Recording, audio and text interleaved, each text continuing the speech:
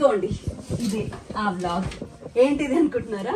మా బీర్వా, మా తరతరాల బీర్వా, 50 ఏళ్ళ లెగసీ, 50 ఇయర్స్ చరిత్ర ఉన్న మా బీర్వా అనమాట. ఇందులో మా పర్సనల్స్ అన్నీ ఉంటాయి. లైక్ నాకు ఇష్టమైనవి, నేను దాచుకోవాలనుకున్నవి, మా అమ్మవి అన్నీ కూడా.